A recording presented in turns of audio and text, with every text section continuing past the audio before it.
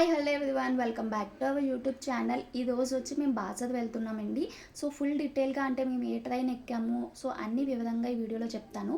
So miss అవ్వకుండా last వరకు చూడండి. అలాగే సబ్స్క్రైబ్ చేసుకోవడం మర్చిపోకండి ప్లీజ్. మీకు నచ్చినట్టయితే, యూస్ఫుల్ అయినట్టయితే ఎవరైనా బాసర్ వెళ్ళే ట్రిప్ అనే వాళ్ళకి ఈ వీడియో అనేది షేర్ చేయండి, లైక్ చేయండి.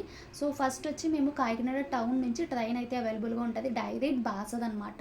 దీని టికెట్ కాస్ట్ వచ్చి మనకి నార్మల్ అయితే 500. మేమైతే ఏసీ బుక్ చేసుకున్నాం. పిల్లలతో డే అంతా కష్టం అని చెప్పి, సేఫ్టీ ఉంటుందని చెప్పి 1000 రూపీస్ అలా పడింది. ఓన్లీ వన్ సైడ్ అనమాట. సో మేమైతే లోపలికి వెళ్ళిపోయాం. మాకైతే టికెట్ బట్టి సీట్స్ అనేవి చూసుకున్నాము.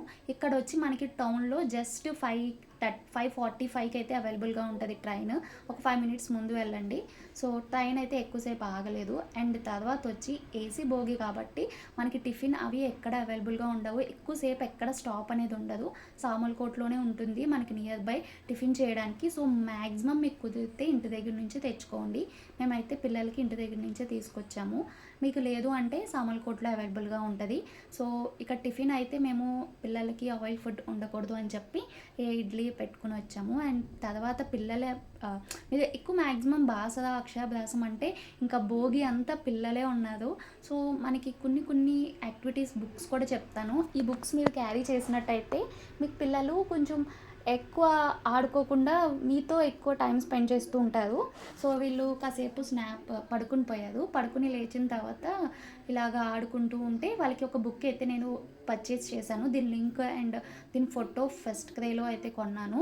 ఇదేంటంటే స్టిక్కరింగ్ బుక్, బ్యాక్ స్టిక్కర్స్ అయితే ఉంటాయి, అవి తీసి ఫ్రంట్ అయితే అంటించాలి. ఇది ఒక యాక్టివిటీ బేస్లో ఉంటుంది. అండ్ చాలా యాక్టివిటీస్ అంటే చాలా బొమ్మలు ఉండడం వల్ల ఫుల్ టైం పాస్ అవుతుంది. పిల్లలు చాలాసేపు దీంతో ఆడుకుంటారనమాట.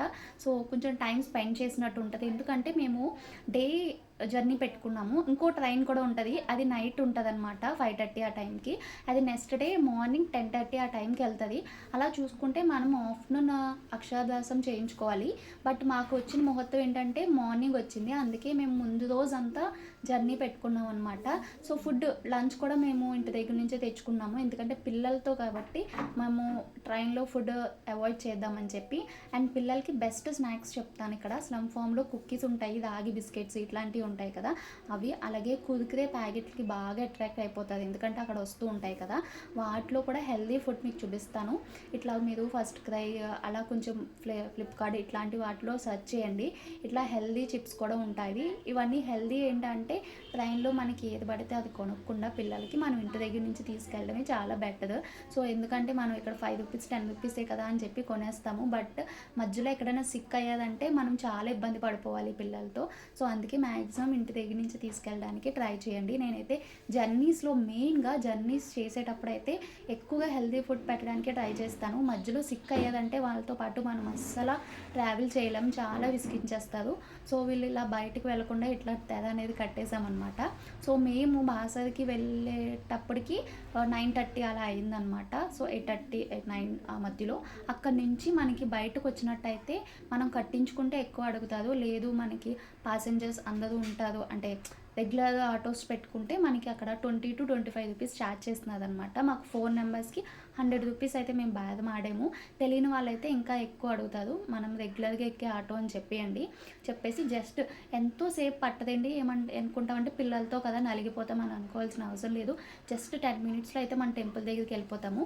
ఇక్కడ నార్మల్ సత్రాలు ఉంటాయి, బట్ అక్కడ ఏంటంటే అది వచ్చి 500 రూపీస్ అంటున్నారు. బట్ జనరేటర్ లేదు. మేము ఓన్లీ ఆ ఒక్క రీజన్ వల్లే నార్మల్ ప్రైవేట్ లాడ్జ్కి అయితే వచ్చాము. ఎందుకంటే జర్నీ చేసి ఉన్నాం కదా, వాళ్ళు బ్యాడ్ లక్తో ఏమైనా కథని పోయి ఉంటే పిల్లలతో చాలా కష్టం అని చెప్పి. అలాగే ఎర్లీ మార్నింగ్ లేస్తాం కదా, హీట్ వాటర్ ఉండాలని.